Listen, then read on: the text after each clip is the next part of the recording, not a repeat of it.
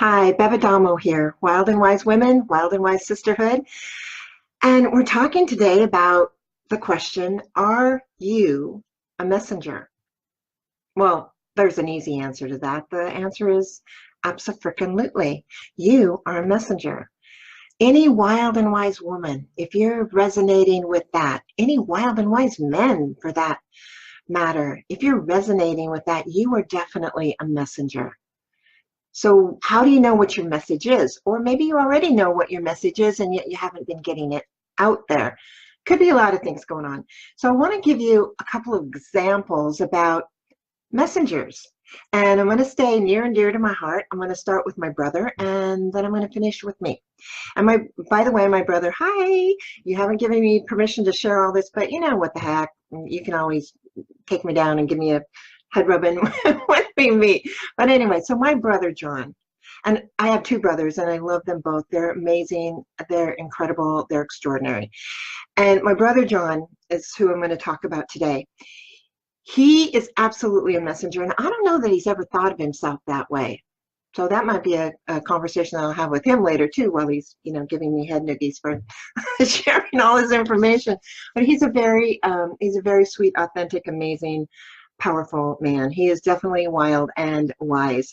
So what happened with my brother is that this is my youngest brother, and he was blessed with four boys. Two boys, and then two more came along in the form of twins. And my brother, wow, what an extraordinary life. I mean, he needs to write a book, so I'm going to be talking to him about that next time. But he's been amazing. I mean, he hasn't had an easy life whatsoever. I mean, he's a messenger who started out, like a lot of us, in a very dysfunctional place as far as his family of origin. And that didn't matter though. He had his own addiction that he was dealing with, and that didn't matter either. That didn't keep him from being a messenger. He had a very dysfunctional relationship in which these four amazing kids, these four amazing boys were involved. And no matter what happened, my brother, his message, I don't know exactly well, yes, I do. Okay, let me start over. My brother's message and what I saw, the message that he delivered to all the kids that he worked with over the course of a lifetime, because that's where he went to. He was there for his kids, for his boys, whether they knew it or not. And a lot of times they didn't know it because of the situation, the dysfunctional situation that was going on, but he never gave up on them. And he knew that if he continued to hold them in this space, to be there for them, to deliver his message over and over again, that they were worthwhile, that they were amazing beings, that it didn't matter what their life was like, they still had value because they were these extraordinary human beings. And then he extended that, even though he was working really hard to support himself and his family and everything else, and often he didn't have a lot. He went outside of himself and he became a coach. He started working with kids as young as 4 or 5 years old, kids who didn't have any place to go except to his place where he was teaching them, how to wrestle and how to be extraordinary human beings at every age. I mean, he never gave up on those kids. And there were some of the kids that started with him when they were, 4 or 5 years old, he continued to be there for him, because then he was a coach at a high school as well. And again, that wasn't, it wasn't about the pay. It was about him being there to help these kids every single day, to get them to believe in themselves, to show them that they were worthwhile. And he's just been so amazing, because that has been his message and it's not been just boys. I mean, he worked with girls in the wrestling program as well. So these young kids and people that he helped to believe in themselves, so much so that these kids went on to be, extraordinary athletes, extraordinary people doing good out in the world, because he gave them a place where they could come in and hear his message to them, which is that they mattered. That was the message. And those kids received that so well. It just amazing. So your message doesn't necessarily have to be something that you're going to be delivering on a worldwide basis, and yet on the other hand, it can. I mean, like my brother, I think there might be more. So the question isn't whether you're or not you're a messenger. The question is, what's your message and what are you delivering? And maybe there are multiple messages that you're doing.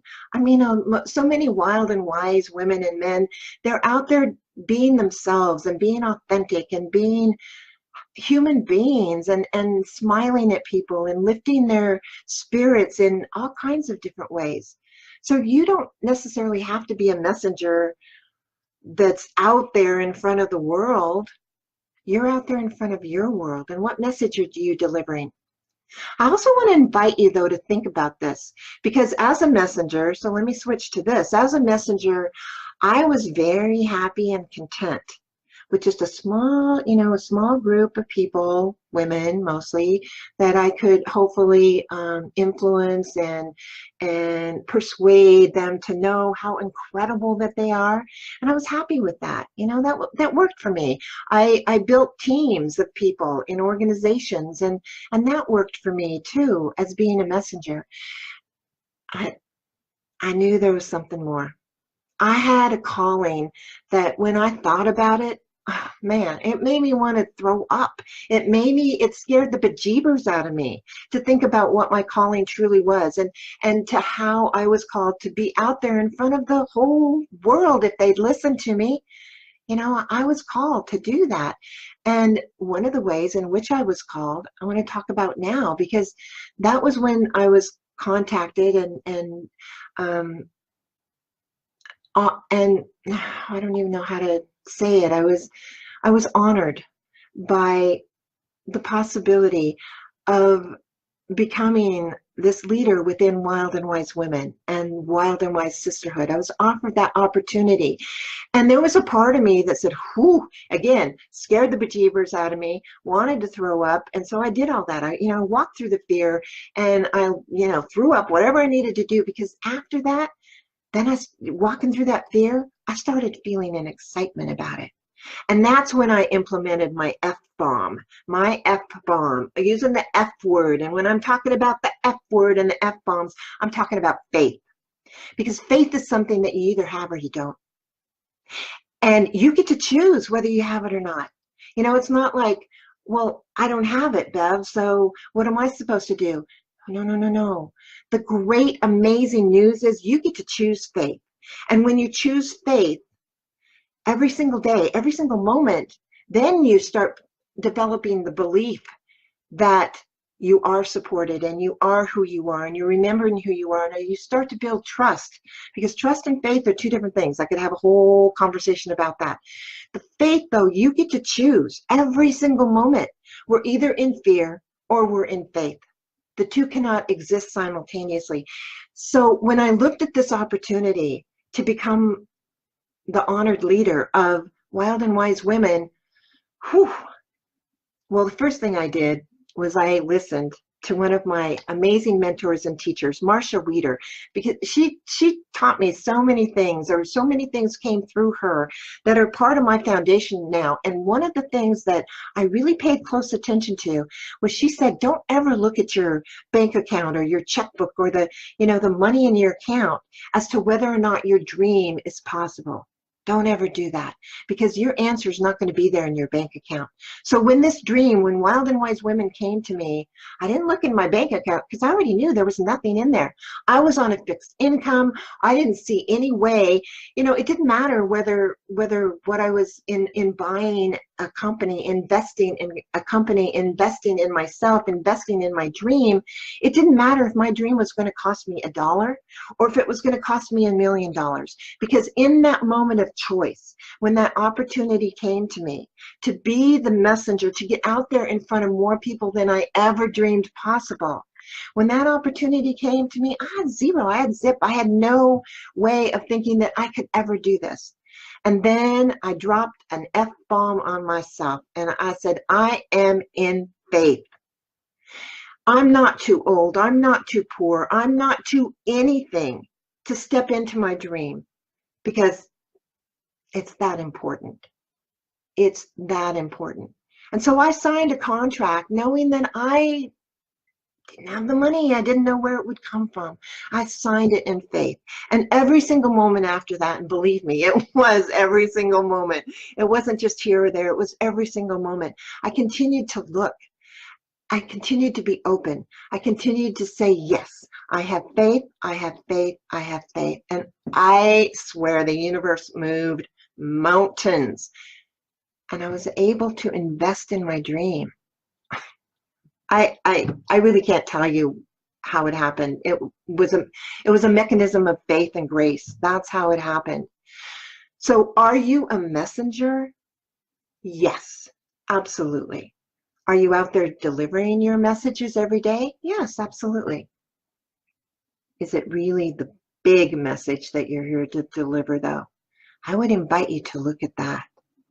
You're definitely a messenger. What's your big message there? Do you have doubts about yourself that it could possibly be you, that you're the one? Listen, if you have the calling, if you have the thoughts, if you have the resonance with a message, it's yours to bring to the world. And here's the other thing too. If you're looking out there and you're seeing, well, so-and-so, this one of my teachers is out there bringing that message, or this one. Listen, there's a lot of people on this planet and more coming in every day. They're needing your message. And it doesn't matter if there's somebody else out there delivering a message that seems similar or anything like that. If it's your message to deliver, it is your message to deliver. And there are certain people who are only going to be able to hear it from you. So are you a messenger? Yes. Are you out there delivering your biggest message, the one that really scares you, makes you want to throw up and excites you to infinity? I don't know. That's your invitation here, to look at that. And if you don't know how to do it, if you don't know how to find your voice, if you're having questions like that, this is the great place to ask it. This is a great place to do it. And it's my passion and what I'm doing in bringing things like the book collaborative to you. If you resonated with that at all, even if we're between books, message me. Let me know. Let me know that you heard the call and that you are willing to step up.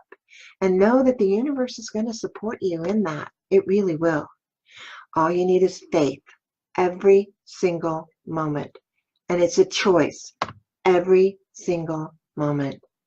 And you'll find yourself, after you really instill that belief, when you allow that faith to get to your heart, to be in that place that brings body, mind, and soul together, because faith will do that. When you're there, and you know your message, and you ask for a platform or some way to deliver it, it will be there for you. It's been waiting for you. So are you a messenger? Absolutely. You have a big message to deliver. It doesn't matter what other messages are out there being delivered. This is your call, your message, your time to deliver it. So join me in Wild and Wise Women, Wild and Wise Sisterhood, on the company page, wherever you can, to get the support you need, or to ask questions, or better yet, let's celebrate. Come on, bring it on. Tell me what your message is. Tell me how you're delivering it. I really want to know. And I want to know how I can support you in doing that. There's one other thing I'd like to bring to your attention about being a messenger.